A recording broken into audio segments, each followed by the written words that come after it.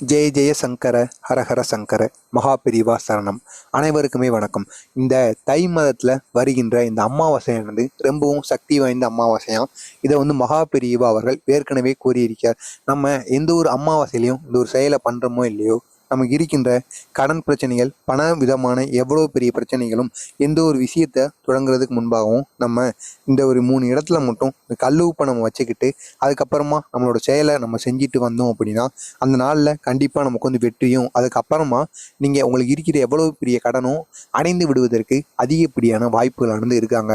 இதை காஞ்சி மகான் மகாபெரியவா அவர்கள் அந்த காலகட்டத்திலேயே அவரது பக்தருக்கு அறிவுறுத்தியிருக்கிறார். அவர் என்ன கூறியிருக்கிறார் என்று பார்த்தோம் என்றால், நாம் எந்த அமாவாசைக்கும் முக்கியத்துவம் கொடுக்குமோ இல்லையோ, இந்த தை மாதத்தில் வருகின்ற இந்த அமாவாசையில் நம்ம கல் உப்பை இந்த 3 இடத்துல வச்சுட்டோம் அப்படின்னா லட்சுமி தேவி 16 செல்வங்களோட ஆசையும், அது மட்டும் இல்லாமல் குபேர பார்வையும் நம் மீது விழுந்து பணத்தினால் எந்தவித பிரச்சனையுமே நமக்கு வராமல் இருக்குமாங்க. இதை நம்ம அமாவாசை முடிகிறதுக்குள்ள அந்த இரவு 8 மணிலேருந்து 9 மணி அந்த இரவு நேரத்துக்குள்ள நம்ம இதை செஞ்சு விடணுமா.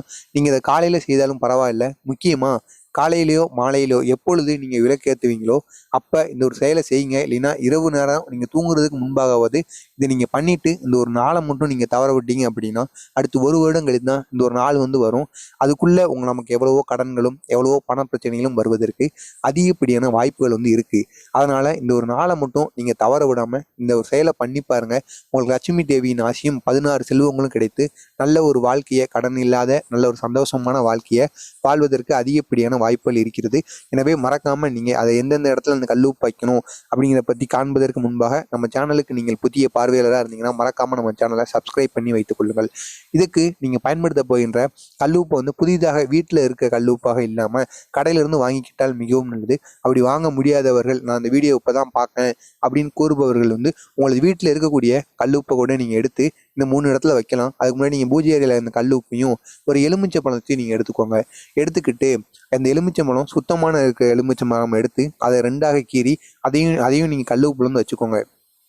வச்சுட்டு உங்கள் வீட்டில் எங்கே பீரோவிலையோ எங்கே இடத்துல காசு நிறையா இருக்குமோ அந்த இடத்துல இந்த கல்லுப்பை ஒரு இடத்துல வைங்க. வச்சு அதுக்கு மேலே 2 எலுமிச்சை மரத்தை வைங்க. அதே மாதிரி பூஜை அறையில் வடகிழக்கு மூலையில் குபேர மூலையில் நீங்கள் இந்த கல்லுப்பையும் இன்னும் 2 எலுமிச்சத்தோட பாதி துண்டையும் எடுத்து நீங்கள் உங்களோட பூஜை அறையில் வைங்க. 3ஆவதாக சமையல் அறையில் நீங்கள் வைக்கணுமாங்க. சமையல் அறையும் வடகிழக்கு மூலையில் அல்லது வடக்கோ கிழக்கோ இந்த மூலையில் நீங்கள் வச்சிங்க அப்படின்னா மிகவும் நல்லதான்.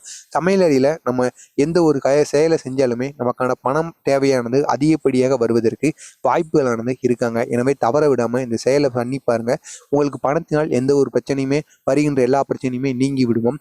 தவறாமல் நீங்களும் நல்லா இருங்க. உங்களுக்கு தெரிந்தவர்களுக்கும் இந்த வீடியோவை ஷேர் செய்து அவர்களையும் இதனை செய்து வர சொல்லுங்கள். ஏதோ உங்களால் முடிந்த ஒரு உதவியாக இருக்கும். எனவே இந்த ஒரு நாளை நீங்கள் தவற விடாதீர்கள். தவற விட்டீர்கள் என்றால் 1 வருடம் காத்திருக்க வேண்டியது இருக்கும். மறக்காமல் நம்ம சேனலுக்கு நீங்கள் புதிய பார்வையாளர் இருந்தீங்கன்னா சப்ஸ்கிரைப் பண்ணிக்கொள்ளுங்கள்.